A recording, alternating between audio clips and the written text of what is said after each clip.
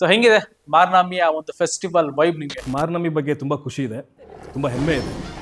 ನಾವೊಂದು ಕನಸು ಕಟ್ಕೊಂಡು ಹೊರಟ್ವಿ. 3 ವರ್ಷದ ಹಿಂದೆ ಒಂದು ಚಿಕ್ಕದಾಗಿ ಕನಸು ಕಟ್ಕೊಂಡು ಹೊರಟ್ವಿ. ಮಾರ್ನಮಿ ಅಂದರೆ ಹೆಂಗೆ ನಿಮಗೆ ವಿಜೃಂಭಿಸುತ್ತೋ ಸಿನಿಮಾ ಕೂಡ ಅದೇ ರೀತಿಯಾಗಿ ಕಂಪ್ಲೀಟ್ ಮಾಡಿದ್ದೀವಿ. ಏನು ಇಲ್ಲ ಅಂತ ಅಂದಾಗ ಬೆಂಗಳೂರು ಅನ್ನೋ ಒಂದು ಮಹಾನಗರದಲ್ಲಿ ಜೀವಿಸೋ ಸಿಕ್ಕಾಪಟ್ಟೆ ಕಷ್ಟ. ಟೀ ಎಲ್ಲ ಬ್ಯಾಗ್ ಇಟ್ಕೊಂಡು ಗಾಡೀಲಿ ಹೋಗ್ಬೇಕಾದ್ರೆ ಇದ್ದಿದ್ದು ಫೀಲಿಂಗೇ ಬೇರೆ. ನಾನು ಕಂಟ್ರೋಲ್ ಮಾಡ್ಕೊಂಡ್ರು ಅದು ಕಣ್ಣೀರು ಹಿಂಗೆ ಹೋಗ್ತಾ ಇತ್ತು. ಅದು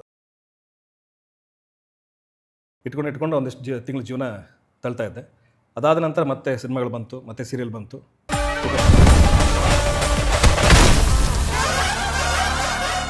ಸೊ ಅಲ್ಲಿ ನಡೆಯುವಂತಹ ಒಂದಷ್ಟು ನೈಜ ಘಟನೆಗಳು, ಆಮೇಲೆ ಇಲ್ಲಿ ಯಾವ ರೀತಿಯಾಗಿ ತೋರಿಸಿದೆ, ಅಲ್ಲಿ ಹುಲಿವೇಷವನ್ನು ತೋರಿಸ್ತಾ ಇದ್ದೀವಿ, ಅಲ್ಲಿಯ ದಸರಾ ಅಂದರೆ ಮಾರ್ನಮಿ ಹಬ್ಬವನ್ನು ತೋರಿಸ್ತಾ ಇದ್ದೀವಿ. ಅದ್ರ ಜೊತೆಗೆ ಒಂದು ಒಳ್ಳೆಯ ಲವ್ ಸ್ಟೋರಿ ಇದೆ.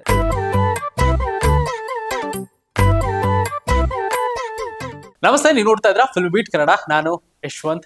ಕೆಲವೊಂದು ಸಿನಿಮಾಗಳ ಟೈಟಲ್ ಯಾವ ರೀತಿಯಾಗಿ ಇರುತ್ತೆ ಅಂತ ಅಂದ್ರೆ, ಟೈಟಲ್ ಕೇಳ್ತಿದ್ದಂಗೆ ಸಿನಿಮಾ ನೋಡ್ಬೇಕು ಅಂತ ಅನ್ಸ್ಬಿಡುತ್ತೆ. ಇನ್ನ ಕರಾವಳಿ ಭಾಗದ ಸಿನಿಮಾಗಳು ಯಾವ ಮಟ್ಟಿಗೆ ಮ್ಯಾಜಿಕ್ ಮಾಡ್ತಾ ಇದೆ ಇಡೀ ದೇಶಾದ್ಯಂತ ಅನ್ನೋದು ಕೂಡ ನಾವು ಗಮನಿಸ್ತಾ ಇದ್ವಿ. ಅದೇ ಸಾಲಿಗೆ ಈಗ ಮಾರ್ನಾಮಿ ಅನ್ನೋ ಒಂದು ಸಿನಿಮಾ ಕೂಡ ಸೇರ್ತಾ ಇದೆ.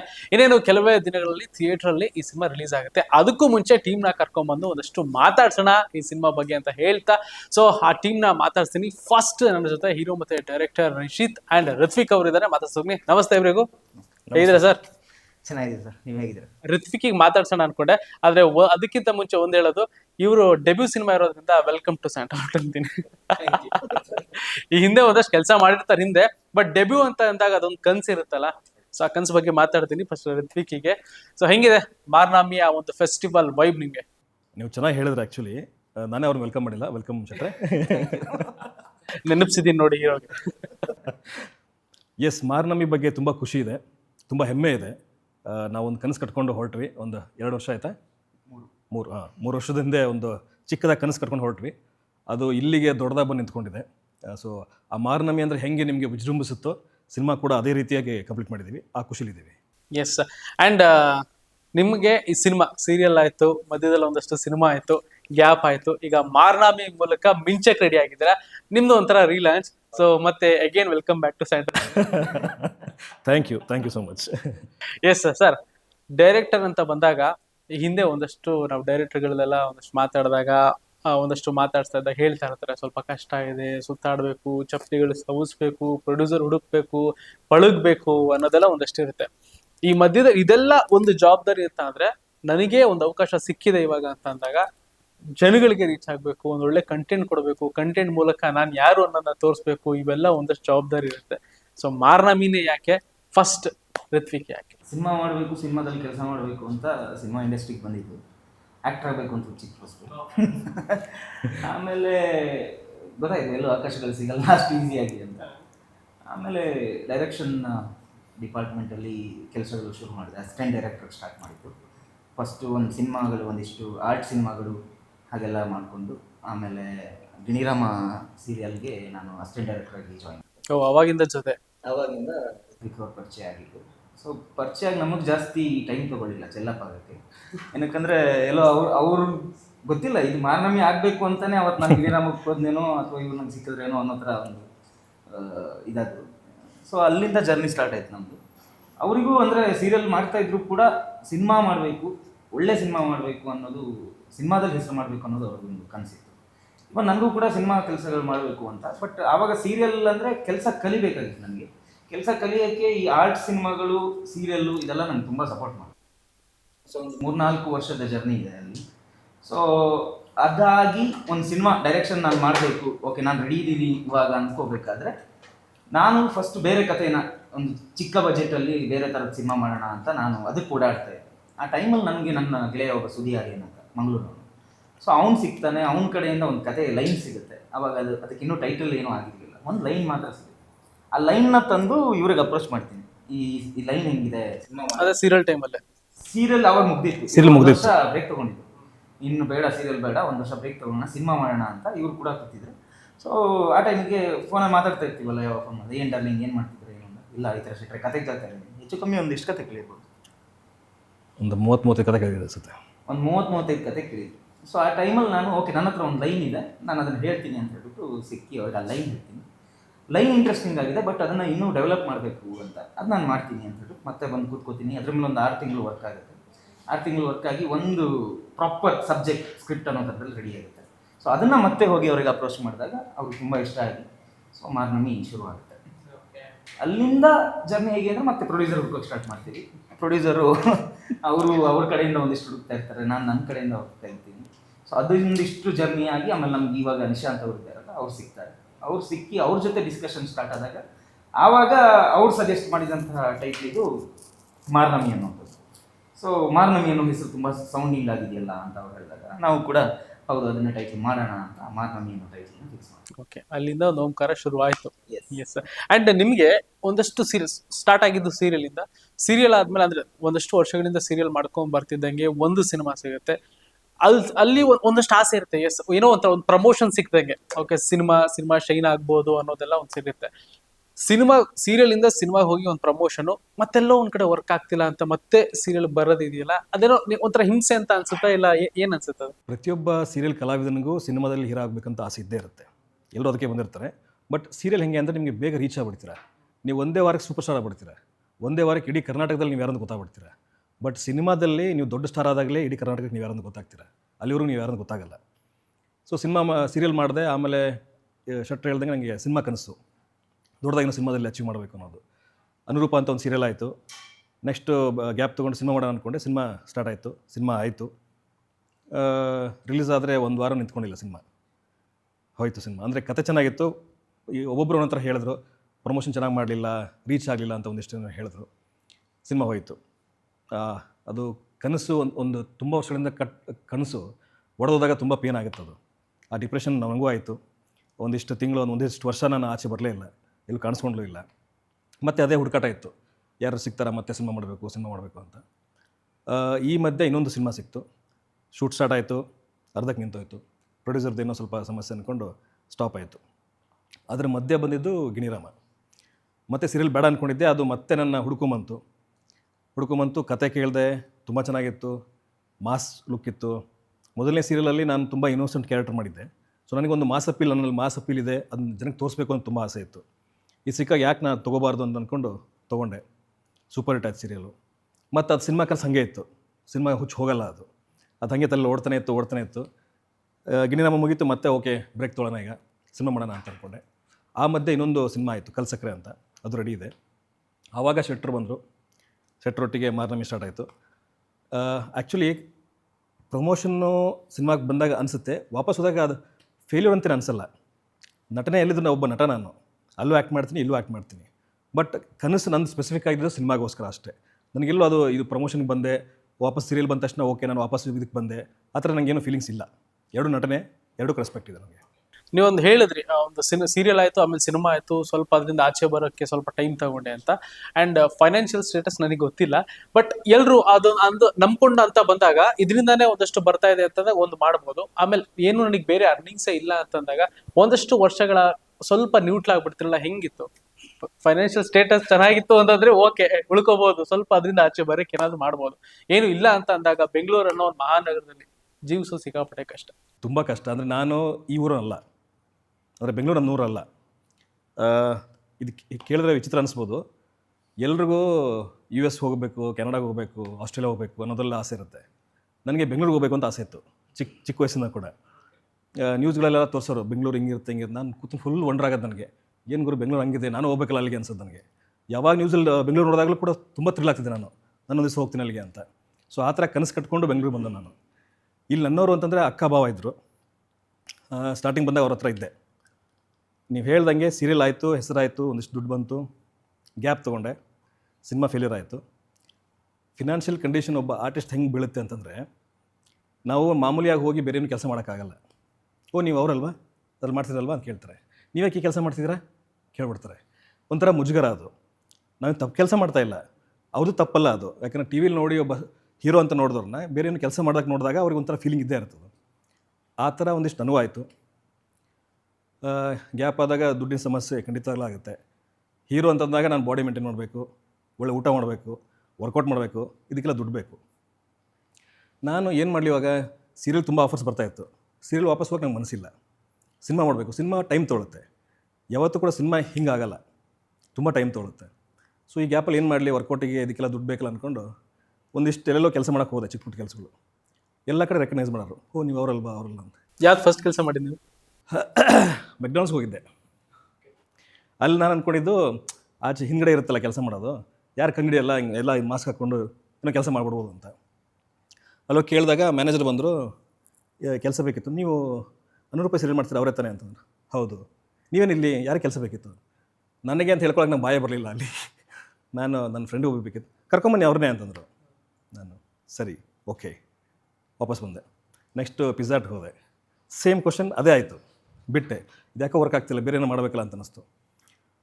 ಹೀಗೆ ಓಡಾಡ್ತಾ ನನ್ನ ಫ್ರೆಂಡ್ ಒಬ್ಬ ಫೋನ್ ಮಾಡ್ದೆ. ಅವನು ಈ ಥರ ತುಂಬ ಕೆಲಸಗಳು ಮಾಡ್ತಾನೆ, ಚಿಕ್ಕ ಪುಟ್ಟ ಕೆಲಸಗಳು ಮಾಡ್ತಾಯಿದ್ದ. ಅವ್ನು ಫೋನ್ ಮಾಡಿಬಿಟ್ಟು, ನಾನು ಯಾವತ್ತೂ ಒಂದ್ಸಲ ಹೇಳಿದ್ದೆ ಅವನಿಗೆ, ಡೈರೆಕ್ಟಾಗಿ ಹೇಳೋಕ್ಕಾಗಿರಲಿಲ್ಲ, ನಾನು ಒಂದು ಕ್ಯಾರೆಕ್ಟರ್ ಪ್ಲೇ ಮಾಡ್ತಾಯಿದ್ದೀನಿ ನೆಕ್ಸ್ಟ್ ಸಿನಿಮಾಲಿ, ಮಿಡಲ್ ಕ್ಲಾಸ್ ಹುಡುಗನ ಕ್ಯಾರೆಕ್ಟ್ರು, ನನಗೆ ಅದು ಎಕ್ಸ್ಪೀರಿಯನ್ಸ್ ಮಾಡಬೇಕು, ಚಿಕ್ಕ ಪುಟ್ಟ ಕೆಲಸಗಳಿದ್ರೆ ನನಗೆ ಹೇಳು, ನಾನು ಬಂದು ಎಕ್ಸ್ಪೀರಿಯನ್ಸ್ ಮಾಡ್ಬಿಟ್ಟು ಅದನ್ನ ಆ್ಯಕ್ಟ್ ಮಾಡ್ತೀನಿ ಅಂತ. ಅವ್ರು ಫೋನ್ ಮಾಡಿಬಿಟ್ಟು, ಬೌನ್ಸರ್ ಕೆಲಸದೇ ಬರ್ತೀಯಾ ಅಂತಂದ. ನಾನು ಯೋಚನೆ ಮಾಡ್ಬಿಟ್ಟು, ಸರಿ ನಡಿ ಬರ್ತೀನಿ, ಎಲ್ಲಿ ಅಂತಂದ. ಹೋಟ್ಲ್ ಹೆಸರು ಹೇಳ್ದ. ಆ ಹೋಟ್ಲಿಗೆ ಹೋದೆ, ಅಲ್ಲಿ ಲಾಬಿಲಿರೋ ಬರ್ತೀನಿ ಅಂತ ಹೇಳ್ದ. ಅವನು ಬ್ಲ್ಯಾಕ್ ಟಿ ಶರ್ಟ್ ಇದೆಯಾ? ಇದೆ. ಬ್ಲ್ಯಾಕ್ ಪ್ಯಾಂಟ್ ಇದೆಯಾ? ಇದೆ. ಹಾಕೊಂಬ ಅಂತ ಹೇಳ್ದೆ. ವರ್ಕೌಟ್ ಮಾಡ್ತಾ ಇದ್ರಿಂದ ಸ್ವಲ್ಪ ಫಿಸಿಕಲಿ ಸ್ಟ್ರಾಂಗ್ ಇದ್ದೆ. ಒಂದು ಲಿಫ್ಟ್ ಓಪನ್ ಆಗುತ್ತೆ, ಒಂದಿಷ್ಟು ಜನ ಹುಡುಗರು ಆಚೆ ಬರ್ತಾರೆ. ಬಂದ ತಕ್ಷಣ ನೋಡಿದೆ, ನೀವು ಅಂದರು, ನಾನು ಇದಾಗಬಾರ್ದಿತ್ತಲ್ಲ ಅಂತ ಅಂದ್ಕೊಂಡೆ. ಬಂದರು, ನೀವು ಅನುರೂಪ ಶ್ಯಾಮ್ ಅಲ್ವಾ ಅಂತಂದು. ಹೌದು. ಇಲ್ಲೇನು ಮಾಡ್ತಿದ್ದೀರಾ? ಸಿನಿಮಾ ಮೀಟಿಂಗ್ ಅಂದರು. ಏನೂ ಮಾಡೋಕ್ಕಾಗಲ್ಲ, ಓಕೆ ಅಂತ ಹೇಳಲೇಬೇಕು. ಹೌದು ಅಂತ ಹೇಳಿದೆ. ಆಮೇಲೆ ಸೆಲ್ಫಿ ತೊಗೊಂಡ್ರು. ಒಂಥರ ಫೀಲಿಂಗ್ ಆಯ್ತು ನನಗೆ. ಆವಾಗ ಒಂದು 10 ನಿಮಿಷ ಕೂತ್ಕೊಂಡು ಯೋಚನೆ ಮಾಡಿದೆ, ನನಗೆ ಯಾಕೆ ಫೀಲ್ ಆಗಬೇಕು, ನನಗೆ ತಪ್ಪು ಕೆಲಸ ಮಾಡ್ತಿಲ್ಲ, ನಾನು ಏನೋ ಒಂದು ಕನಸು ಕಟ್ಕೊಂಡಿದ್ದೀನಿ, ಆ ಕನಸಿಗೆ ಬೇಕಂತ ಒಂದಿಷ್ಟು ದಾರಿಗಳನ್ನ ಕಂಡ್ಕೊಳ್ತಾ ಇದ್ದೀನಿ ಅಷ್ಟೇ. ನನಗೆ ಮುಜುಗರ ಆಗುವಂಥ ಯಾವ ಇದು ಇರಬಾರ್ದು ನನಗೆ ಅಂದ್ಕೊಂಡು ಆಮೇಲೆ ಕೂತೆ ನನ್ನ ಫ್ರೆಂಡ್ ಫೋನ್ ಮಾಡಿದೆ, ಬೇಗ ಬಾ ಅಂತ ಹೇಳಿದೆ. ಬಂದ. ನಾನು ಪಬ್ಗೆ ಯಾವತ್ತೂ ಹೋಗಿಲ್ಲ ಲೈಫಲ್ಲಿ. ನನಗೆ ಕುಡಿಯೋದು ಸೇದೋದು ಯಾವುದು ಚಟಗಳಿಲ್ಲ. ಸೊ ಹಂಗಾಗಿ ನನಗೆ ಪಬ್ ಯಾವತ್ತೂ ಹೋಗಿರಲಿಲ್ಲ. ಟಾಪ್ ಫ್ಲೋರಿಗೆ ಕರ್ಕೊಂಡು ಹೋದೆ. ಅಲ್ಲಿ ಈ ಪಬ್ಬಲ್ಲಿ ಮ್ಯೂಸಿಕ್ ಇರುತ್ತಲ್ಲ, ಆ ಮ್ಯೂಸಿಕ್ಕು, ಲೈಟ್ಸು ಅದೆಲ್ಲ ನಡೀತಾ ಇತ್ತು. ಹುಡುಗರು ಅದು ಪಬ್ಬಲ್ಲಿ ಏನು ಮಾಡ್ತಿತ್ತು ಅದೆಲ್ಲ ನಡೀತಾ ಇತ್ತು. ಫಸ್ಟ್ ಟೈಮ್ ಅದೆಲ್ಲ ನಾನು ನೋಡಿದ್ದೆ ಲೈಫಲ್ಲಿ. ನೋಡಿದೆ, ಕರ್ಕೊಂಡೋದ. ಅವನು ಏನು ಮಾಡಬೇಕು ಅಂತ ಕೇಳಿದೆ. ಅವನು ನೀನು ಮಾಡಬೇಡ, ಗೊತ್ತು ನಿಂಗೆ ಏನು ಗೊತ್ತಿಲ್ಲ ಅಂತ, ನಿನ್ನ ಆ ಮೂಲೆ ಹಾಕಿರ್ತೀನಿ, ಇಲ್ಲಿ ಯಾರು ಕೂಡ ಸ್ವಲ್ಪ ಇದು ಮಾಡ್ತಾರೆ ಅವ್ನಿಗೆ ಕರ್ಕೊಂಡು ಹೋಗ್ಬೇಕು, ಅದಷ್ಟೇ ಕೆಲಸ ನಮ್ಮದು, ನಿಂತ್ಕೊಂಡ್ರೆ ಏನು ಕೆಲಸ ಇರಲ್ಲ ಜಾಸ್ತಿ ಅಂತ ಹೇಳ್ದೆ. ಸರಿಯಲ್ಲಿ ನಿಂತ್ಕೊಂಡೆ, ಸುಮ್ಮನೆ ಕೈ ಕಟ್ಕೊಂಡು ನಿಂತ್ಕೊಂಡ್ರೆ ಅಷ್ಟೇ. ಇಲ್ಲಿ ನಿಂತೆ ಬೆಳಗಿನ 4 ಗಂಟೆವರೆಗೆ ಆಯ್ತು. ಅದು ಎಲ್ಲ ಆಯಿತು. ಆಗಾಗ ಕರಿತಾಯಿದ್ರು, ಕೊಡ್ತಾಯಿದ್ರು, ಹಿಂಗೆ ಹೇಳ್ಕೊಂಡು ಹೋಗೋದು, ದಿನ ಒಂದಿಷ್ಟೆಲ್ಲ ಆಯಿತು. ಮುಗಿದು 4 ಗಂಟೆ ಆಯಿತು. 4 ಗಂಟೆಗೆ ಬಂದ, ಕೆಲಸ ಮುಗೀತು ಮಗ, 800 ರೂಪಾಯಿ ಪೇಮೆಂಟು ಅಂತ ಹೇಳ್ದೆ. ಆ 800 ರೂಪಾಯಿ ನನಗೆ ಎಷ್ಟು ಅದ್ಭುತವಾಗಿ ಕಾಣಿಸ್ತಾ ಇತ್ತು ಅಂತಂದರೆ, ನಾನು 3 ದಿನದ ಊಟದ್ದು ಲೆಕ್ಕ ಹೋಯ್ತು ನನಗೆ. ಅಲ್ಲಿ 3 ದಿನ ಹೊಟ್ಟೆ ತುಂಬ ಊಟ ಮಾಡ್ಬೋದು, ನೀಟಾಗಿ ವರ್ಕೌಟ್ ಮಾಡ್ಬೋದು. ಸರಿ ಕೊಡು ಅಂತಂದೆ. ನಾಳೆ ಕೊಡ್ತಾರಂತೆ ಅಂದ. ನಾನು ಇದ್ಯಾಕೋ ಸರಿ ಇಲ್ವಲ್ಲ, ಇದು ಈಗಲೇ ಸಿಗಬೇಕಿತ್ತಲ್ಲ 800 ರೂಪಾಯಿ ಅಂತ ನನಗೆ. ಸರಿ ಆಯಿತು ಅಂದ್ಕೊಂಡು ಹೊರಟೆ. ಅವನಿಗೆ ಇವಾಗಲೂ ಗೊತ್ತಿಲ್ಲ, ಇವಾಗ ಮೋಸ್ಟ್ಲಿ ಇಂಟರ್ವ್ಯೂ ನೋಡ್ರೆ ಗೊತ್ತಾಗುತ್ತೆ ಅವನಿಗೆ. ನಾನು ಅವತ್ತು ಹೇಳಿದ್ದು ಸಿನಿಮಾಗೋಸ್ಕರ ಅಂತ ಹೇಳಿದ್ದೆ, ಸಿನಿಮಾಗೋಸ್ಕರ ಅಲ್ಲ, ನಾನು ಬದುಕೋಕ್ಕೋಸ್ಕರ ಹೇಳಿದ್ದೆ ಅದು ಅವತ್ತು. ಥ್ಯಾಂಕ್ ಯು ಸುನೀಲ್ ಅಂತ ಅವನ ಹೆಸರು, ತುಂಬ ಹೆಲ್ಪ್ ಮಾಡಿದ್ದ ಅವನು. ಅಲ್ಲಾಯಿತು. ಅದಾದ ನಂತರ ಮತ್ತೆ ನನಗೆ ಹಣದ ಅವಶ್ಯಕತೆ ಇತ್ತು. ಸೇಮ್ ಅವನೇ, ಅದೇ ಸುನೀಲ್. ಕಂಠೀರವಲ್ಲಿ ಮ್ಯಾರಥಾನ್ ನಡೆಯುತ್ತೆ, ಅಲ್ಲಿ ಹೇಳ್ದ. ಅಲ್ಲಿ ಓಡ್ತಾ ಬರ್ತಾ ಇರ್ತಾರೆ, ಫುಲ್ ನೈಟ್ ಇರ್ತದೆ, 24 ಅವರ್ಸ್ ಈ ಥರ ಎಲ್ಲ ಮಾಡ್ತಾರೆ. ಅವರಿಗೆ ನೀರು ಕೊಡಬೇಕು, ಸುಸ್ತಾಗಿ ಬಂದವರಿಗೆ ಗ್ಲೂಕೋಸ್ ಕೊಡಬೇಕು, ಆ ಥರದ್ದು. ಹೋದೆ, ಮಂಕಿ ಕ್ಯಾಪ್ ಹಾಕ್ಕೊಂಡೆ. ನೈಟ್ ಯಾರು ಮುಖ ನೋಡ್ತಾರೆ, ನೈಟೆಲ್ಲ ಹೋಗೋರು ಬರೋರೆಲ್ಲ ವಾಟರ್ ಬಾಟ್ಲ್ ಕೊಡ್ತಾಯಿದ್ದೆ. 1000 ರೂಪಾಯಿ ಅಂತ ಹೇಳ್ದೆ. ಸರಿ ಓಕೆ, ಆ ಕೆಲಸ ಮಾಡಿದೆ. ಇದೆಲ್ಲ ಕಮ್ಮಿ ಆಗ್ತಾ ಬಂದಾಗ ಸುನೀಲ್ ಫೋನ್ ಮಾಡಿದೆ, ಮತ್ತೆ ಕೆಲಸ ಬೇಕು, ದುಡ್ಡು ಬೇಕು ನನಗೀಗ, ಮತ್ತೆ ರೂಮ್ ಬಾಡಿಗೆ ಕಟ್ಟಬೇಕು, ಊಟ ಮಾಡಬೇಕು, ಅದಕ್ಕೆಲ್ಲ ಬೇಕು ಅಂದಾಗ ಅವನು ಎಲ್ಲೋ ಪಾಪ ಬ್ಯುಸಿ ಆದ. ಅಷ್ಟೊಂದು ಕಾಂಟ್ಯಾಕ್ಟ್ ಸಿಗೋಕ್ಕಾಗಲಿಲ್ಲ ಅದು. ಆವಾಗ ಏನು ಮಾಡಲಿ ಅಂತ ಯೋಚನೆ ಮಾಡ್ಬೇಕಾದ್ರೆ ನೈಟ್ ನಿದ್ದೆ ಬರ್ತಾ ಇರಲಿಲ್ಲ. ನಾನು ಅವಾಗ ವಿಜಯನಗರದಿದ್ದೆ. ಗಾಡಿ ತೊಗೊಂಡು ಸುಮ್ಮನೆ ಓಡಾಡ್ತಾಯಿದ್ದೆ, 12:30, 1 ಗಂಟೆ ಎಲ್ಲ. ಆಚೆ ಹೋದಾಗೆಲ್ಲ ಸಿಗ್ತಿದ್ದು ಟೀಮರವರು. ನೀವು ಹೋಗಿ ಬೇಕಾದ್ರೆ ನೈಟ್ ಎಲ್ಲರೂ ಗೊತ್ತೇ ಇರುತ್ತೆ, ಆಚೆವ್ರು ಎಲ್ಲ ಕಡೆ ಟೀಮರವರೆಲ್ಲ ನಿಂತ್ಕೊಂಡಿರ್ತಾರೆ ಇಲ್ಲೆಲ್ಲ. ನಾನು ನೋಡಿದೆ, ಇದು ಮಾಡ್ಬೋದಲ್ಲ ನಾನು ಅಂತ ಅನ್ನಿಸ್ತು. ಮುಖ ಕಾಣಿಸಲ್ಲ, ನಾನು ಈ ಟೀಮರ ಮುಖ ಯಾರು ನೋಡಲ್ಲ ಆ್ಯಕ್ಚುಲಿ. ಬರೀ ಟೀ ಕೊಡು ಅಂತ ಹೇಳ್ತಾರೆ, ಒಂದು ಸಿಗರೇಟ್ ಕೊಡು ಅಂತಾರೆ, ತೊಗೊಂತಾರೆ, ಹಿಂಗೆ ದುಡ್ಡು ಕೊಡ್ತಾರೆ, ಹಿಂಗೆ ಹಚ್ಚು ಹಿಂಗೆ ಹೋಗ್ಬಿಡ್ತಾರೆ. ಹಿಂಗೆ ನನಗೆ ಆವತ್ತು ತಲೆ ಬಂತು, ನಾನು ಟೀ ಮಾಡ್ಬೋದಲ್ಲ ಅಂತ ಅನ್ನಿಸ್ತು. ಬಟ್ ಅದಕ್ಕೆ ಇನ್ವೆಸ್ಟ್ ಮಾಡೋಕ್ಕೆ ನನ್ನ ದುಡ್ಡು ಇರಲಿಲ್ಲ. ಆ ಫ್ಲಾಸ್ಕ್ ತೊಗೋಬೇಕು, ಹಾಲು ತೊಗೋಬೇಕು. ಹಿಂಗೆ ಓಡಾಡ್ತಾ ಇದ್ದಾಗ ಒಂದ್ಸಲಿ ತುಂಬ ಕ್ರಿಟಿಕಲ್ ಕಂಡೀಷನೇ ಬಂದುಬಿಡ್ತು. ಅಂದರೆ ಊಟಕ್ಕೂ ತುಂಬ ಸಮಸ್ಯೆ ಆಗುವಂಥ ಒಂದು ಪರಿಸ್ಥಿತಿ ಬಂತು. ಅವಾಗ ನಾನು ಏನೂ ಮಾಡಲೇಬೇಕು ಅನ್ನೋದು ಕಂಡೀಷನ್ ಬಂದಾಗ ನನಗೆ ಏನಿಸ್ತು ಗೊತ್ತಿಲ್ಲ, ವಿಜಯನಗರಲ್ಲಿ ಇದ್ದಿದ್ದು ಅಲ್ಲಿ. ಆ ಬಸ್ ಸ್ಟಾಪಲ್ಲಿ ಒಬ್ಬರು ತಾತಪ್ಪ ಅಲ್ಲ, ಒಂದು 60+ ಏಜ್ ಇರಬೇಕು ಅವರಿಗೆ. ಅವ್ರು ಟೀ ಮಾಡ್ತಾರೆ, ಅವ್ರ ಹತ್ರ ಒಂದು 10 ನಿಮಿಷ ಅವ್ರು ಅಲ್ಲಿದ್ದಾರೆ, ನಾನು ಇಲ್ಲಿ ಗಾಡಿ ಇಟ್ಕೊಂಡು ನಿಂತ್ಕೊಂಡು ನೋಡ್ತಾ ಇದ್ದೀನಿ ಅವ್ರನ್ನ. ಅವರು ಟೀ ಬೇಕಾ ಸರ್ ಅಂತಂದ್ರು. ನಾನು ಹೋಗಿ ಹೆಂಗೆ ಹೇಳಿ ಅವ್ರಿಗೆ, ನಂಗೆ ಟೀ ಬೇಡಾಗ್ರು, ನಂಗೆ ಕೆಲಸ ಬೇಕು ಅಂತ ಹೆಂಗೆ ಹೇಳಿ. ಹೋದೆ. ಫಸ್ಟ್ ನಾನು ಹೋಗಿದ್ದು ನಾನು ರೆಕಗ್ನೈಸ್ ಮಾಡ್ತಾರೆ ಅಂತ ಹೆದರಿಕೆ ಇತ್ತು ನನಗೆ. ಯಾಕಂದ್ರೆ ಅವಾಗೇನು ಹಾಕಿರಲಿಲ್ಲ, ನಾನು ಸುಮ್ಮನೆ ಹಂಗೆ ಡೈರೆಕ್ಟಾಗಿ ಹೋದೆ. ರೆಕಗ್ನೈಸ್ ಮಾಡಲಿಲ್ಲ. ಒಂದು ಖುಷಿ ಆಯಿತು. ಟೀ ಬೇಕಾ ಅಂತಂದ್ರು. ನನಗೆ ಕೆಲಸ ಬೇಕು ಸರ್, ನಾನು ಇದ್ದಿದ್ದು ಹೇಳಿಬಿಟ್ಟೆ ನಾನು.